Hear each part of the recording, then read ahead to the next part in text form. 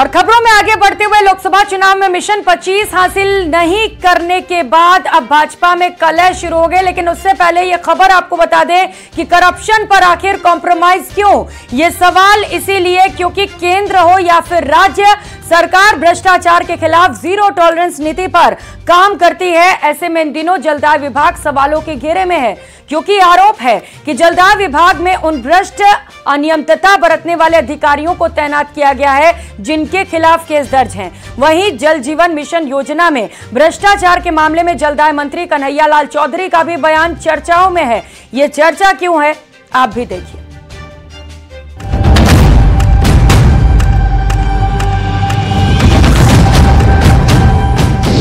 सवालों के घेरे में प्रदेश का जलदाय विभाग, मलाईदार पदों पर भ्रष्ट अधिकारियों की तैनाती।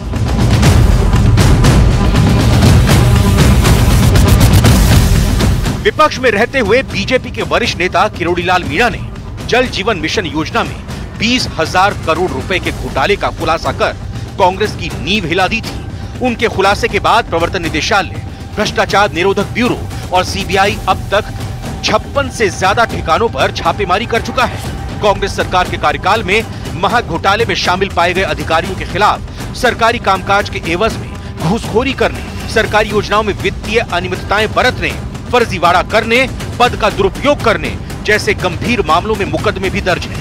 लेकिन हैरानी की बात यह है कि जिन अधिकारियों के खिलाफ केस दर्ज है वो बड़े पदों पर आज भी काम कर रहे हैं। ये दिनेश गोयल को कहाँ दे रखी है? चीफ इंजीनियर कहाँ दे इनको? कहाँ दे? मुख्यालय में बेटा कहाँ किस प्रोजेक्ट के काम पे दे रखे? कहाँ किस जगह पे दे? ये आपको लगता होगा प्राइम पोस्टिंग जहाँ पैसे खाने का होता है वहाँ पे प्राइम पोस्टिंग मानी जाती है इंजीनियर्स के। तो मैं मीडिया पे बोल रहा हूँ। आइए अब एक नजर डालते हैं उन अधिकारियों पर जिन पर पिछली सरकार में जल जीवन मिशन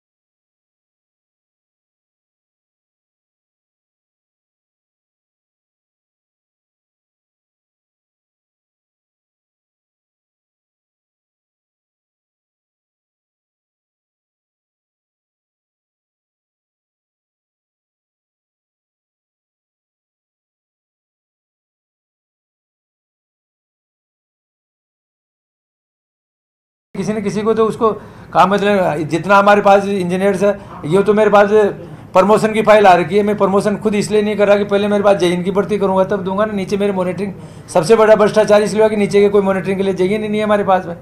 600 जेईन होंगे तब जाके नीचे मॉनिटरिंग हो।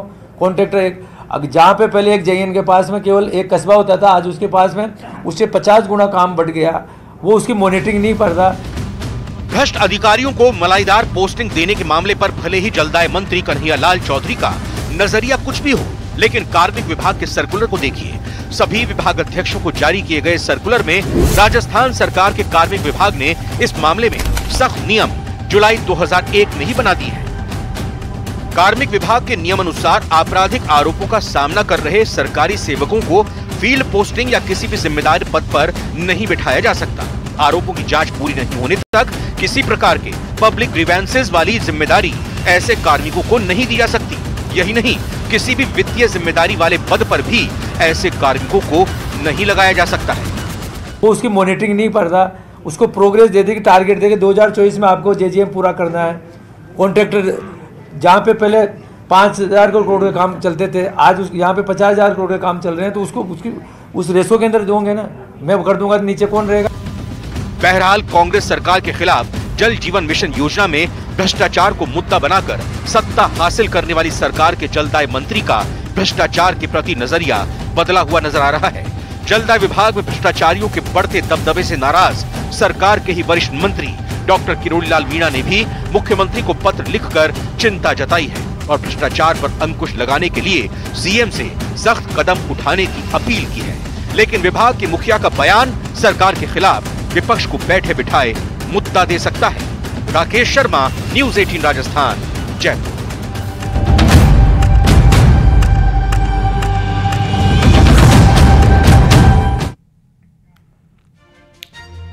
तो वहीं जयपुर हेरिटेज महापौर के मामले में यूडीएच मंत्री झाबर सिंह खर्रा का बयान सामने आया। उन्होंने अभी तक पत्रावली मेरे सामने नहीं आई है और जैसे ही मुझे मिलेगा पत्रावली मैं 2 घंटे भी देर नहीं लगाऊंगा, ये बयान दिए हैं। आपको बता दें कि एसीबी ने मामले में अभियोजन स्वीकृति मांगी है। दरअसल 8 महीने पुराना पट्टे जारी करने के एवज में लाखों रुपए की रिश्वत लेने से जुड़ा ये पूरा मामला है, जिसमें एसीबी ने मेयर के पति सुशील गुर्जर और 2 दलालों नारायण सिंह और अनिल दुबे को 2 लाख की रिश्वत लेते मेयर के ही घर पर ट्रैप किया था। करीब 40 लाख नकद और पट्टे जारी करने की फाइलें जब्त की थी। अगस्त 2023 के रिश्वत प्रकरण की जांच में एसीबी ने मेयर मुनेश गुर्जर को भी आरोपी माना है।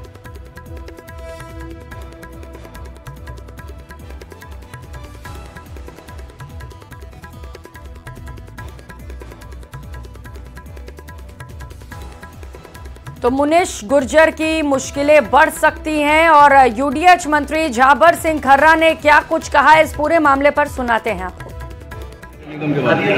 मांगी आपके डिपार्टमेंट से 2 मई का लेटर है, तो क्या ऐसे सरकार पत्रावली जिस दिन मेरी टेबल पे आएगी 2 घंटे में वापस। और खबरों में आगे बढ़ते हुए लोकसभा चुनाव में मिशन 25 हासिल नहीं करने के बाद अब भाजपा में कलह शुरू हो गई है। भाजपा के नेताओं की ओर से आरोप प्रत्यारोप का दौर शुरू हो गया है। प्रदेश के कतावर नेता और पूर्व मंत्री देवी सिंह भाटिन ने सीटें कम मिलने का ठिकरा पूर्व नेता प्रतिपक्ष राजेंद्र राठौड़ के सिर फोड़ दिया। वहीं उन्होंने संगठन में टिकटों के वितरण और कार्यशैली को भी इसके लिए जिम्मेदार बताया है। सुनिए क्या कहा।